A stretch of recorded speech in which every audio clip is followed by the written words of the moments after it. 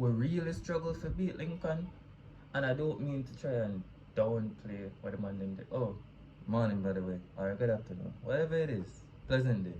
You see me?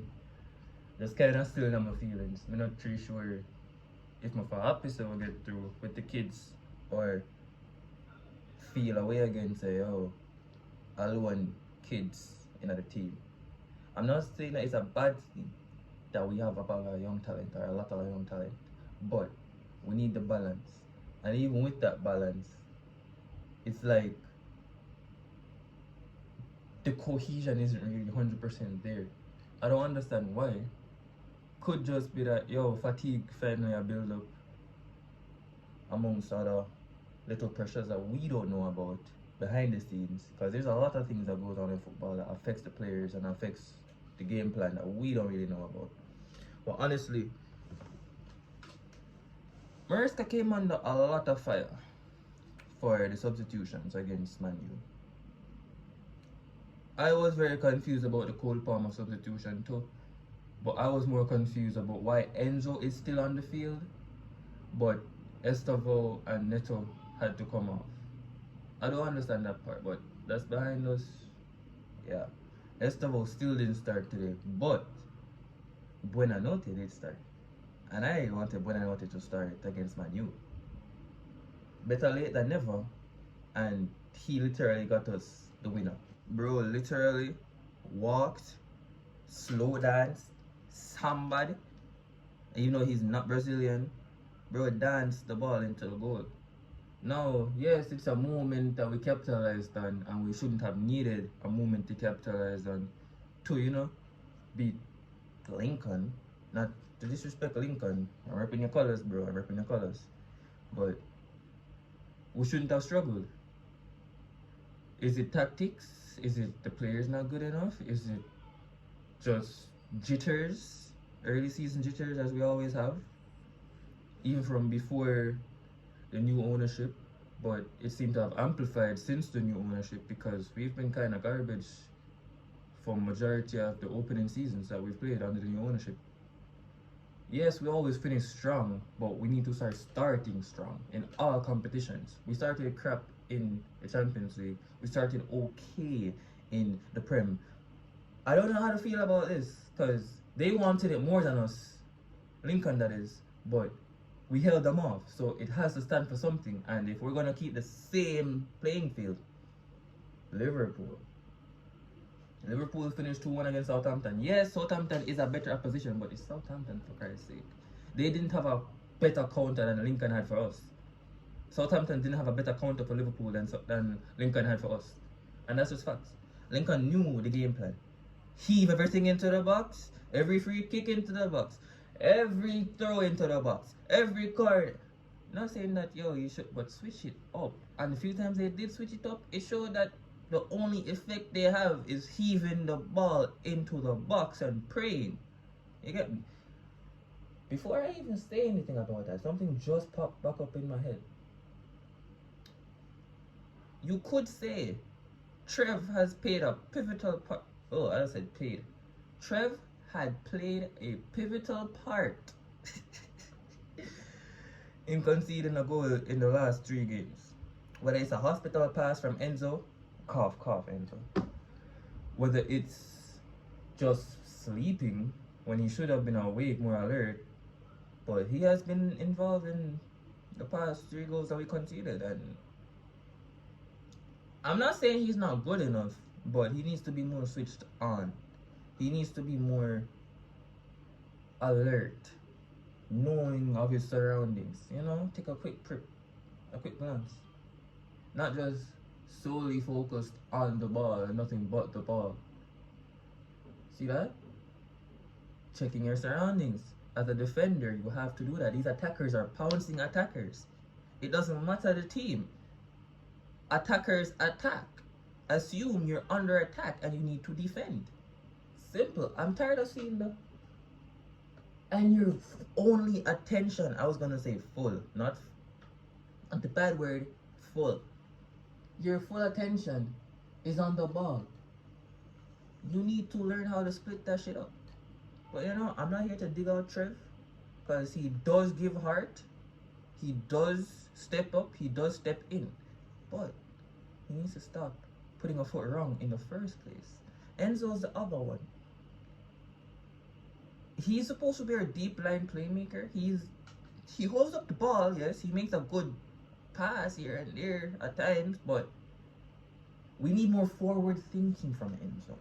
Which is why I wanted to start Buenanote against Man United, put Palm on the right wing, let them. But you know, as I said, it's already gone behind us. Well, we made it right today. We stayed in a competition that we should have stayed in. We weren't supposed to be knocked out against Lincoln. If we got knocked out against Lincoln, then talks need to be held within the club, honestly. Lincoln should not be an opposition that we're sweating against. Not saying that they're bad or shit, but they're levels, they're divisions for a reason. Now, the Carabao Cup is a cup where lower level divisions can cause an upset with the favourites, and you know, knocking out a Man U, knocking out a City, knocking out a Chelsea and Newcastle, even though they have a trophy right now, but you get my point. Cardiff could knock out a Man U on their day. If Man U... Why am I still digging at Man U? I meant to say City. Damn, I'm so sorry, Man U fans. Buenanote had a great game. Estevao came on, he was impactful. Enzo's Enzo. Enzo, he didn't really do much wrong, otherwise from the hospital pass, but he didn't really do much great either, you know? Tyreek had a good game. Tyreek played his little heart out. Big up Tyreek. Evil Saka. But yeah, bro. Buenanote had a good game, which is why I wanted to start him. But you know, he did great. He did what he was supposed to do. Got us a winner. He showed why we took him on loan, you know. I know it's a Brighton signing, but come on, Kukurea, Caicedo. I know we can't even talk about Graham Potter or Sanchez, but Sanchez was acting like Prime Peter Cech the other day. Before this red card, he did not put a foot around. Now I'm hearing we're probably getting Mike Mignon for free. I'm not against that, but AC Milan haven't been good. They've been worse than us. But then again, could be the personnel change. It could be background things again that we don't know about. Mike Mignon on a free or on a low cost in January. I'm not opposed to that. I'm totally not opposed to that. But I still wouldn't have even sold Petrovic. But that's beyond me. That's beyond any of us. He's gone. He's at Bournemouth. Good luck. But we should have kept him. Moving on with Sanchez. But I guess they see something we don't see. They've been seeing something we don't see. Can't argue with them. I can, but it won't make a difference. So we move.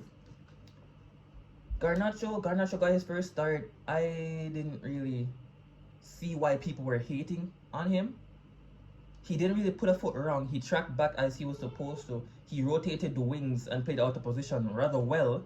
Both him and Gittins, which Gittins has been getting stick for not being as good as Pedro Neto, but Pedro Neto is a seasoned veteran, brother. For me, Pedro Neto needs to be doing more than just tracking back and being a good energy and a good workhorse. He needs goals. He's a winger. You gave Noni Madueke a stick for not coming in with enough goals and assists. Why not the same energy for Pedro Neto? I'm not saying that he's garbage. I'm not saying he's trash. But a goal every 5 games for our winger, maybe. That's not good enough for me, man. That's not good enough for me. Kukurea came on, he did a job. It was kind of fun seeing him and Hato play at the same time. I thought he was going to come on for Hato, but pause. I thought he would have been subbed on for Hato, but he wasn't. They both played at the same time, which kind of created a new dynamic to our game, in a sense, where Kuku could be an extra man up in the midfield without having to track back. When he tracked back, it was optional. It was to double up. It wasn't because he was needed to track back. He did it because that's just his position. And to see both left backs just converging on targets. It was just, I like seeing the tactics. I know it's just a 2-1 win against Lincoln, but at the same time, you have to highlight the positives where you see the positives. I'm not saying that Enzo got the lineup 100% correct, because I have some questions as to why some people weren't in the squad. Some people that I know aren't injured.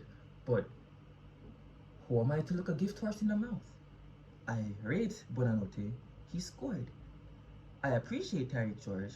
He scored. Let the youngins have a go at it. And I appreciate that. But at the same time, you can't rotate that much and not expect hiccups. Yeah? There weren't that many hiccups otherwise from Enzo, which cost us a goal. But people would let you think that, or would like for you to think that we played shit. We didn't play shit. They just bombarded us as any lower division team would. We weathered the storm, we conceded a goal, we got out the blocks, and we fired back. Simple. It's what we do, but we haven't been good at it, so I understand why people doubt us. Man U's a curse. Bayern, we had hiccups, they were just readier than us. More ready, readier, whatever you want to say. Moving forward, Brighton winning what, 4-5-0 in their Carabao Cup match.